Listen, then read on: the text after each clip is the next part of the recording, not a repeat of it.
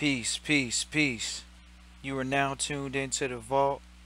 This is your host, Sharif Ali. I just want to thank you for tuning in live. Good day, good night, wherever you are in the world.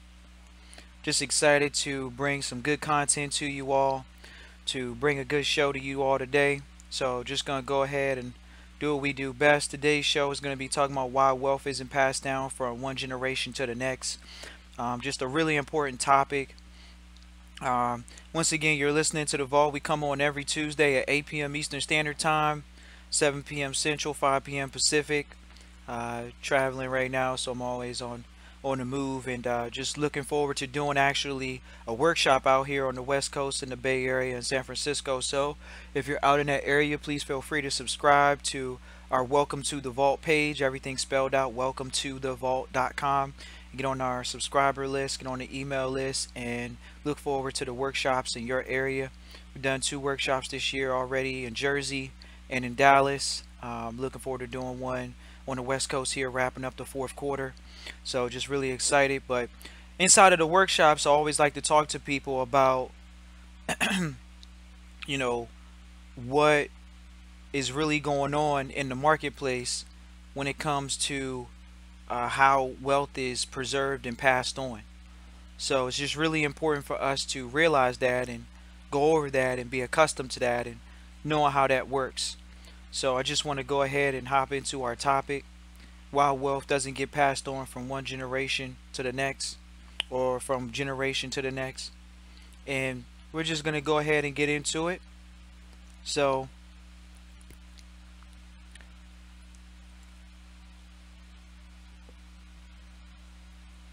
all right, welcome back into the vault.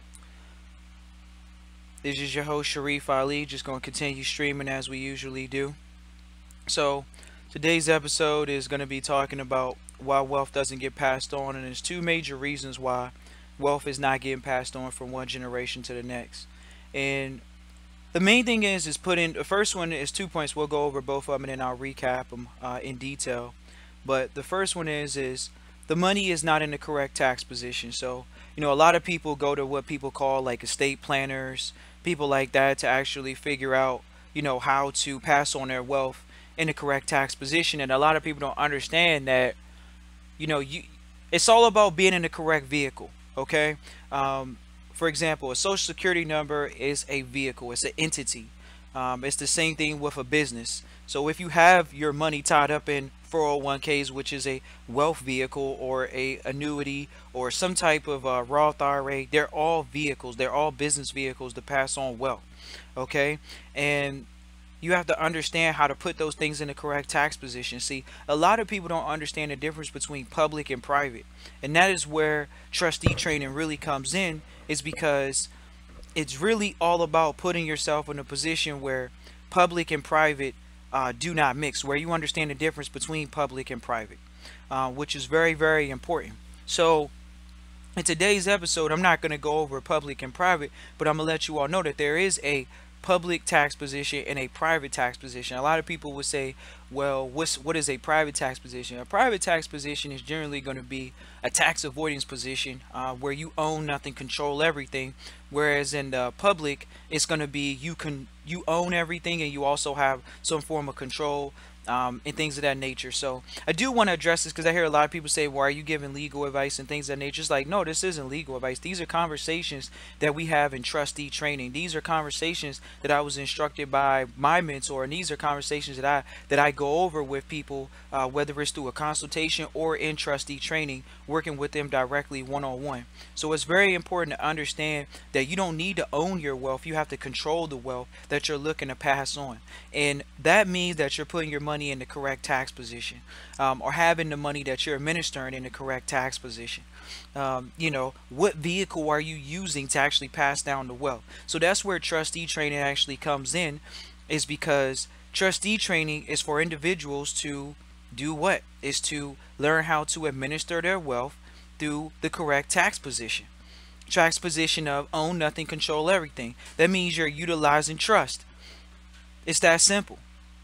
So when individuals are looking to pass along wealth, You're supposed to be passing along wealth in the correct entity, not through your social. Why not through the social? Well, the social puts you in a position where you can go through what's considered death tax, inheritance tax, probate tax. All of those things are going to be in the process of you passing out your wealth. Why? Because that's what they're for. That's what those things are in place for. They're to strip you of your wealth when you're trying to pass on your wealth. So it's very important to put yourself in a position where the wealth is being administered in a proper entity, where it's passed along, where you don't have to use lawyers. Because if you're utilizing a will, then you have to use a lawyer. Whereas through private trustee training, we go over that with our trustees to make sure that they understand that wealth is passed on through the correct entity. Okay, so just to put that out there. The second thing is to make sure that the wealth is being administered in a position of no instruction left manual left for the inheritors and how to protect their growth, protect, grow, and pass the wealth on again tax free. See, think about it. If you pass along the wealth through the improper entity, and then you don't even have an instruction manual to actually pass along the wealth, how are you going to pass along the wealth tax free? Most people can't do that because they don't know the correct entity to pass along the wealth. So it's very important to pass along the wealth in the correct entity. And so that's the first thing, is the correct tax position. That's through the right entity. The second thing is creating a manual. A lot of people, they don't understand how to basically tell their children or inheritors how to actually inherit the wealth through and utilize the wealth and grow the wealth. So in trustee training, because you're utilizing trust, because that's why it's called trustee training, you learn how to administer the wealth and pass it on tax free. Why? Because it's not about how much you own. It's about how much you can control and how much you can keep, not how much you can make. So it is about, I guess you would say, growing the estate. That is important, but it's also how much you can protect inside of the estate that was passed along. So it's very important to as a trustee, take minutes, how to take notes, and how to create a quality diary for the next generation so they can see how you took the wealth and you were able to pass along the wealth and have it in the correct tax position. Very, very important. The average individual doesn't know how to do that. So I just wanted to go over these things today because I think that these are very critical topics. A lot of times, a lot of people are they don't really know how to administer the wealth. They're having an issue with administering the wealth, and that is why I provide trustee training through hfrn.vault@gmail.com, where individuals can learn how to administer their estate. I got a question earlier this week from individuals asking, well, is it better to be in the executor position or is it better to be in a trustee position? And I'll go over that for you all. It's better to be in a trustee position as opposed to the executor position, because the trustee position is focused on administering the wealth and in a position of control, whereas the executor might still have ties to the money. They generally will confuse them, or people will confuse them with an executor or a grantor, things of that nature, and those things aren't necessarily the most profitable position to actually be in. So very, very important. Let's see, that I might have some issues with the stream, so I'm gonna go ahead and restart it. Should be good though. So once again, just wanted to see if it was working, making sure the stream was good. I know that there was a stream issue here for a second, but point being is, once again, when we're talking about passing on the wealth, being a trustee is putting yourself in a position of control. That means you're able to administer the wealth in a position of quality control where you don't own it. I know we've been brought up in a society where owning everything is what we've been taught. We've been taught to own everything through a social security number. That's the incorrect tax position. Why? Because you're liable for everything. It's about being in the correct tax position. You don't want to be liable for anything. Anything you own can be taxed or you can be sued for. That means that it's in the incorrect tax position. It's in the incorrect position in general, because you can be sued for your assets. So The first thing is deprogramming yourself from a public school education into a private education. See, private people know that they don't need to own anything. They just need to control it. This is why you can hear the president of the United States say, I don't have to report taxes. Why? Because he doesn't own the money that he's making. He controls all the money that he's making. You clearly see that he's not missing a meal. You clearly see that he's not missing clothing or anything of that nature. But why is he able to do that? Is because the money is in the correct tax position. He's not having to deal with the traditional tax liability because he doesn't own the money that he's receiving, or that the trust that he's managing is receiving.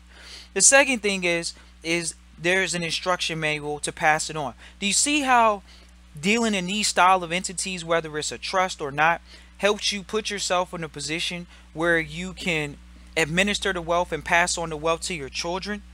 When you think about it, he's passing on wealth because the children are in business with him. This encourages people to be in business together with their parents. This encourages communities to work together. So the manual is it's a twofold process.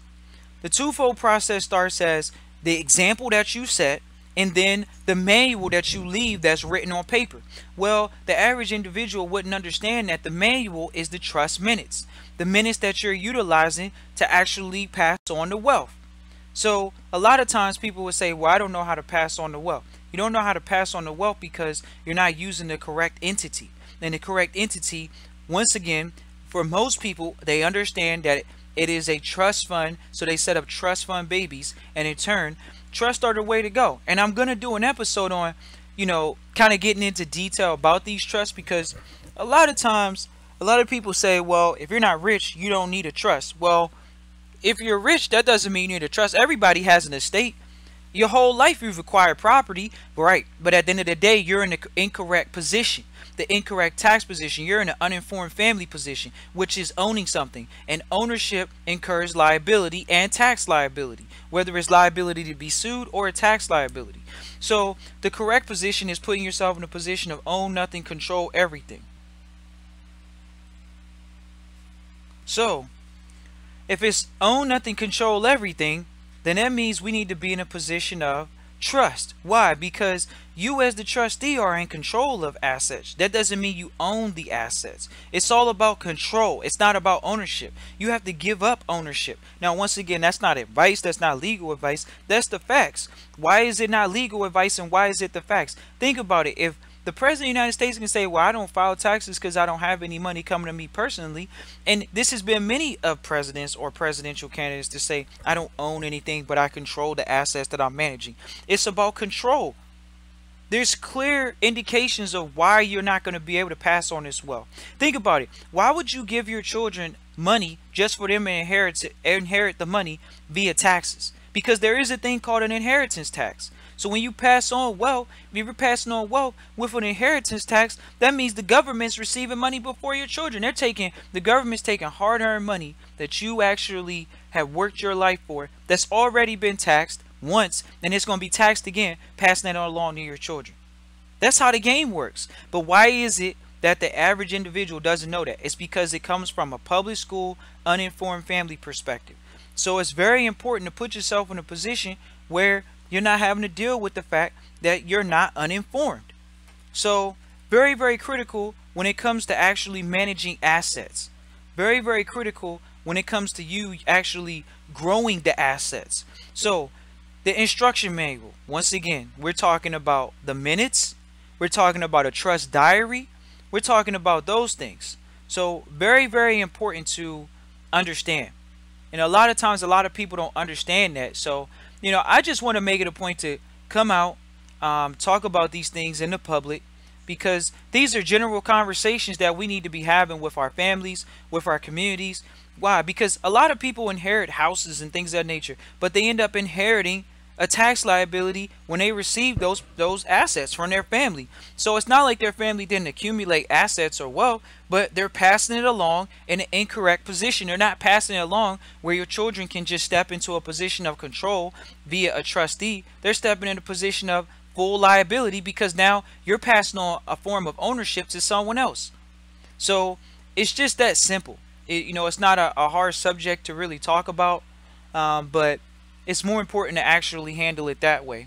So Uh, JLA says true stewardship is owning nothing, controlling everything, and that's very, very important. It's about making it a point to own. Is a point to actually control the assets, not to actually own them. So I really didn't have much to go in other than those two incorrect positions, because that's what we go over in trustee training, which is making sure that you're passing along your wealth in the correct tax position. You have to be able to make sure it's in the correct position, and you actually have a manual there. And that's what we go over and make sure that our trustees are actually able to be abreast of and know how to actually handle, how to actually manage it, how to actually control the assets, how to actually grow the assets. You all know on the vault I bring on finance managers, so you know how to finance the trust, finance the assets, to grow the assets, protect the assets. Those things are very, very important. It's all about asset management. A lot of people don't understand what asset management is, but everything that you're dealing with should be considered an asset. So if you're dealing with assets, you need to know how to put those assets to work for you, and that means your hard-earned money, or the hard-earned money that you've already had taxed, even if you have a job. You know, a lot of people say, well, if I have a job, is it important for me to have a trust? Why would you not? The trust is to control the assets for you. It's to protect you from you actually being sued. If somebody sues you, then that means that they can take the money from you.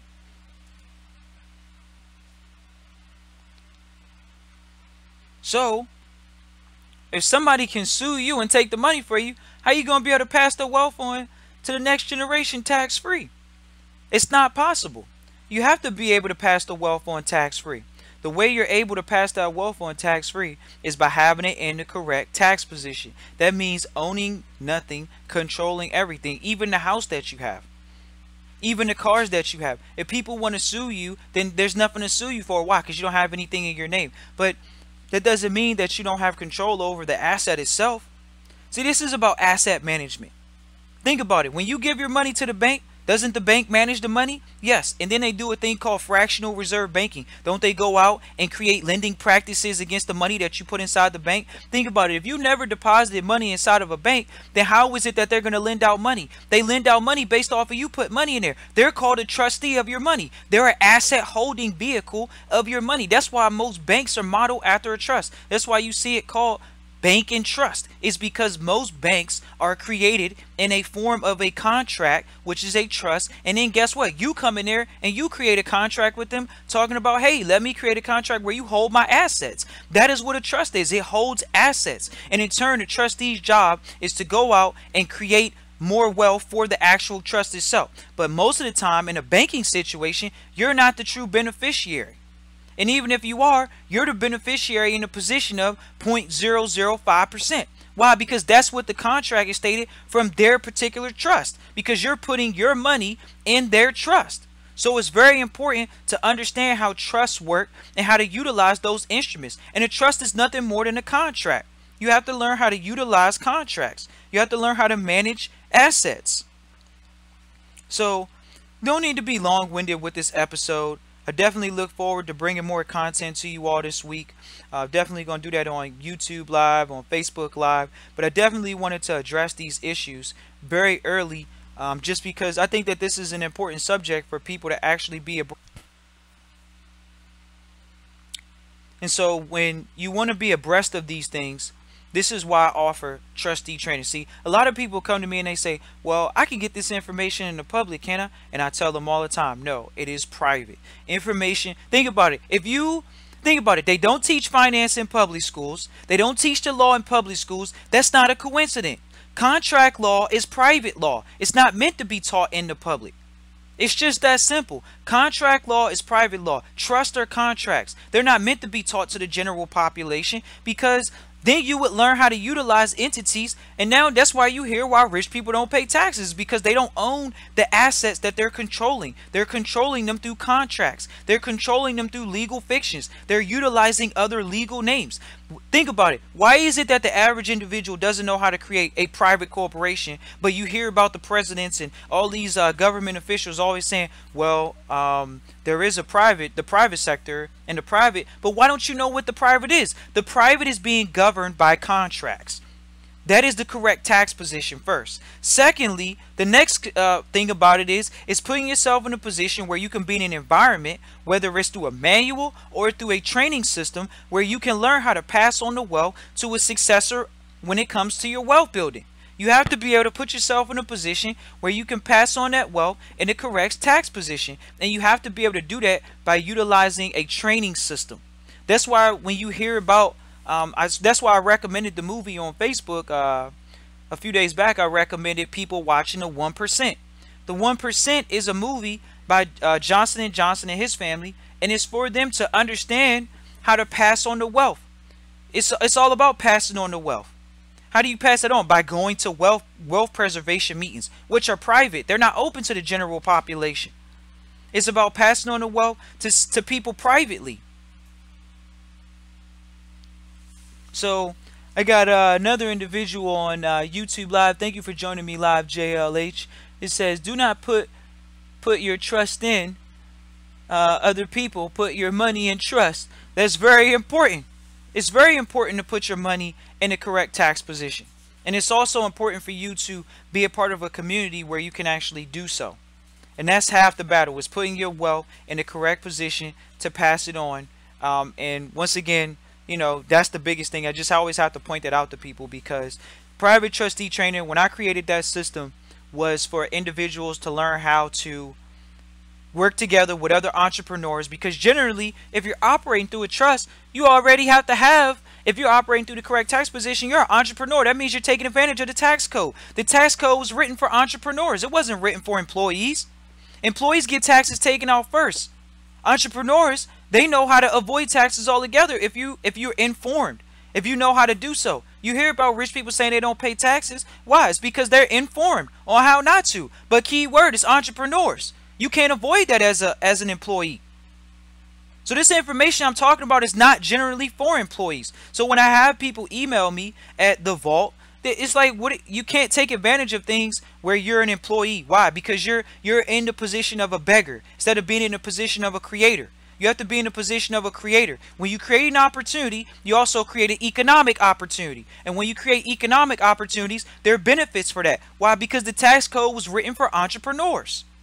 So when it comes to you passing on the wealth, you have to be in an environment where other individuals are working with you and you're working with other individuals to actually do so. So I just want to go ahead and open it up for questions. If you all have any questions, feel free to type into the chat. If you have any email questions, feel free to email me at hfrn.vault@gmail.com, and we will make sure that you get everything that you need as far as private trustee training. Somebody asked, I think it's Bomo. I'm getting ready to answer that question, Bomo. Give me.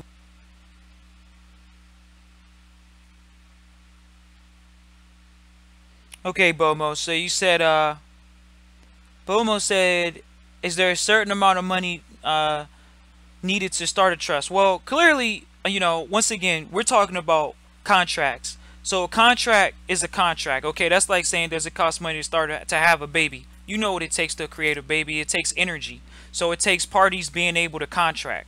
That's the first thing. Do you want to start out a trust with an asset? Yes, you do want to start it out with an asset, but the asset can have nominal value or intrinsical value. It doesn't necessarily have to have what people consider, you know, some type of value that I guess you would say, like, you know, like a Federal Reserve note or dollar bill type value, because, you know, value is placed on the quote unquote the eye of the beholder. So it's not always one of those things that you have to start out with money, quote unquote. There can be assets that are placed inside of the trust, that, you know, if assets are placed in the trust, then you don't always have to say that it's stated with a value. Like when you go and contact the IRS, they don't ask you how much money did you start the trust with. They just ask you, did you have a trust, and help you, you know, get your EIN for it and all that good stuff. So they don't necessarily say, did you start the trust with money?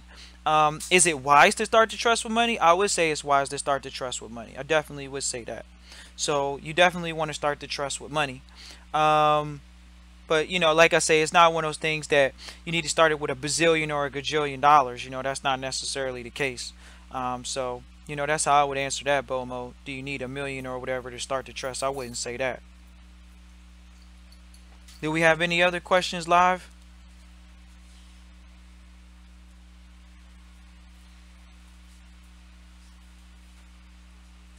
Let's see if we have any other questions live here. Thank you all for tuning in live. It's always been a pleasure. You all joining me live on the live stream. Definitely look forward to bringing you more and more content on a weekly basis. Look out for me on the Facebook Live this week. I'm definitely going to be doing some episodes. But if you have any more questions, feel free to type those questions into the chat. I know there's like a buffer going on, so with the YouTube, and I'm in a different location when it comes to this actual when it comes to this YouTube, so internet. So we'll fix this and make sure YouTube is always running up and great. Bomo says, also, is there a dictionary for business terms? I always recommend a Barron's, Barrons, a Barron's Financial Dictionary, but also recommend everybody always get a Black's Law Dictionary as well. Getting a Black's Law Dictionary is very, very essential. Luna, thank you for tuning in live. JLH said you can start a trust with a pair of socks and $25. That's a good one. And you can, like I say, starting a trust is based off of a contract, and that's one of the biggest things. So when you, and contract law is private law. So when you be prepared, when you go talk to a public lawyer, just be prepared that they're generally not going to be able to speak to you on certain terms because A, they're not talking to you in a private capacity. They're generally talking to you from a public capacity position, which is generally going to be limited liability because they don't want to be liable for what is it that they're telling you. So very, very important to understand that is that they're talking to you from a public position. Now, do we advise you to go talk to lawyers at the vault? I definitely advise you to, go in and or at least say, recommend, hey, talk to a lawyer. Why? Because they're still familiar with trust law. They're still familiar with contract. Contract is public and is private. So that's the benefit of it. So that's how I would address that issue. But a Black's Law Dictionary, particularly whether it's anything after the 3rd edition, 4th, 5th, 6th, 7th, 8th, 9th, or 10th, you want to be familiar with these terms: legal, lawful, trust, trustee, what is a beneficiary, what is a grantor, what is a corpus, many different things. What is a res, res, you want to be familiar with those terms of a trust because it's all about trusteeship at the end of the day. You want to be a steward of the wealth. You don't want to be an owner of the wealth. You want to be a steward of the wealth. You want to be a trustee of the wealth, not an owner of the wealth. Ownership incurs liability. So that's the biggest thing that I would say about that is just understanding that you are a trustee over the wealth, not a what people consider a owner of the wealth. So that's how I would address that situation. Welcome and still any questions while we're live. Want to make sure that we're able to address all your questions live. Any other questions?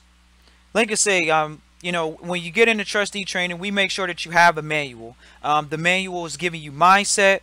We deal with private attorneys for over 30 years. We deal with trustees for over 30 years that have helped people manage their estates privately. It's very, very essential is being able to manage their estate privately. So very, very critical.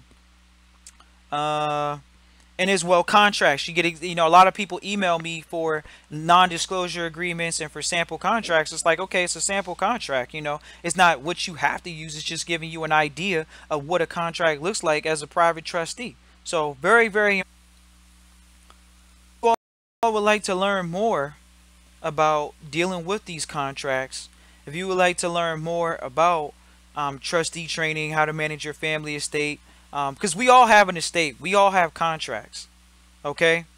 Very, very essential. We all have a trust. We're all managing trust. If you thought about your life right now, you're in a position of trusteeship, whether you realize it or not. You're in a position of trusteeship. It's just you're in a position of ownership too. That means it's sort of like you're in a living trust or a revocable trust where you still have retained and own the property that's inside of the trust. Well, cool. Remember, if you have never given up true ownership, then there's still a liability associated. So it's very important to put yourself in a position where you own nothing, control everything, and that is what we go over in trustee training, and we always make it a point to emphasize to you. We also make it a point for you to understand the right type of entities to be using.